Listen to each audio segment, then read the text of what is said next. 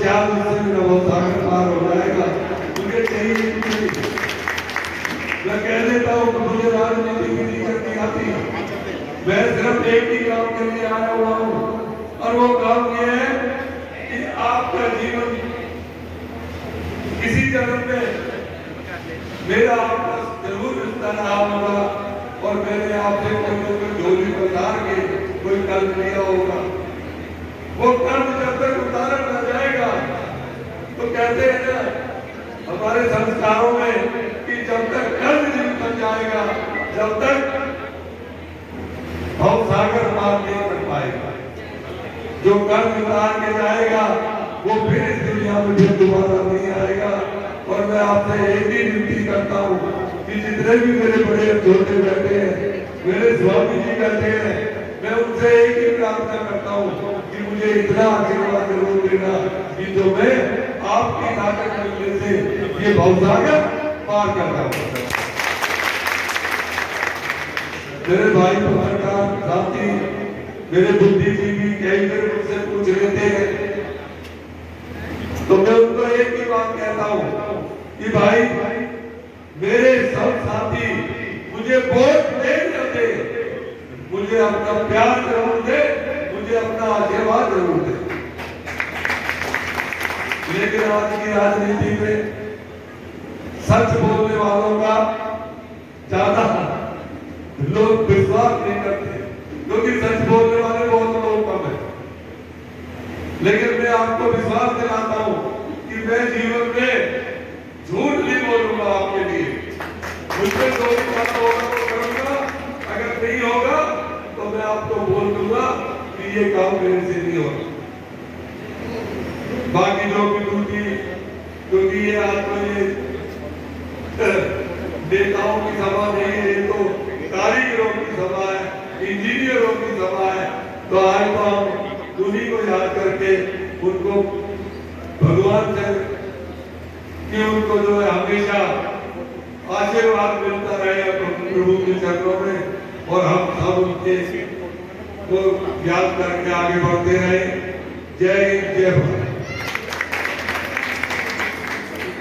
इस बात में ज़्यादा नॉलेज नहीं है, और आप मुझे अगर कोई बताओगे तो सरकार उस पर एक्शन भी लेगी और कोई ऐसा कार्य नहीं होने देगी जिससे समाज को, हमारे देश को क्षति पहुंचे।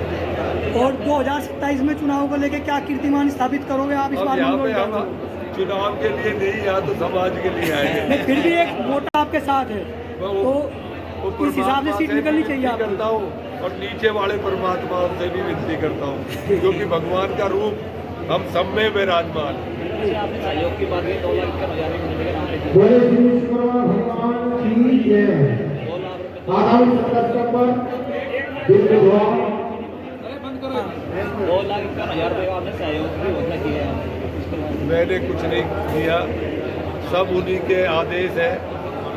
भगवान का काम भगवान ही करते हैं, लेकिन उसमें जो भी आहुति मुझे देनी है उस धर्मशाला में, उस यज्ञशाला में, वो जरूर। मंत्री जी, एक सवाल है।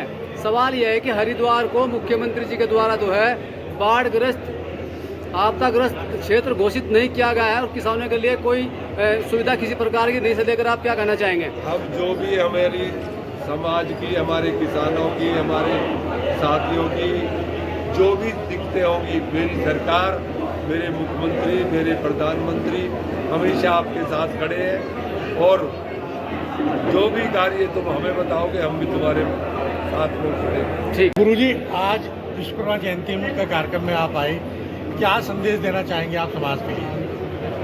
आज जो है भगवान विश्वकर्मा की पूजा दिवस है 17 सितंबर। तो 17 सितंबर में हर वर्ष हर जगह विश्वकर्मा पूजा की जाती है।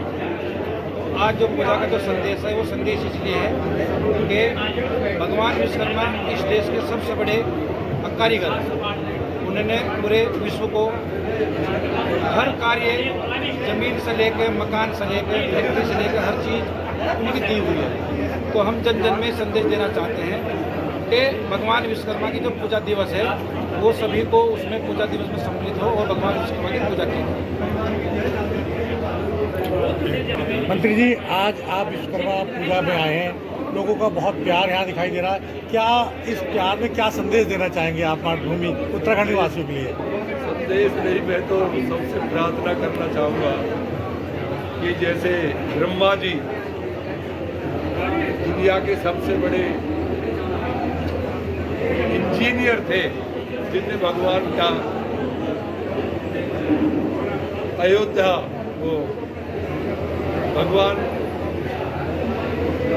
कृष्ण का जो भवन भी और महल भी विश्वकर्मा जी ने बनाया, ऐसे ही ये हमारे बड़े इंजीनियर थे और ये हमारे उनके साथ दूसरे इंजीनियर थे, जिनने सारे हमारे को शिक्षा दे के हर काम में आगे बढ़ाया। और आज इसी उपलक्ष्य में गुरु जी के दर्शन हो गए और सारे समाज के जो दर्शन हो गए, उसके लिए मैं सभी का आभारी हूँ और सभी को हाथ जोड़ के प्रार्थना करता हूँ कि सब उनके बताए रास्तों पर चले और आगे बढ़े। मंत्री जी, एक सवाल है। एक पहाड़ और प्लेनवाद का मुद्दा बड़ा गरमाया हुआ है आजकल। एक अभी प्रकरण हुआ था, अभी एक दरोगा के साथ में बदतमीजी हुई देहरादून में, तो उस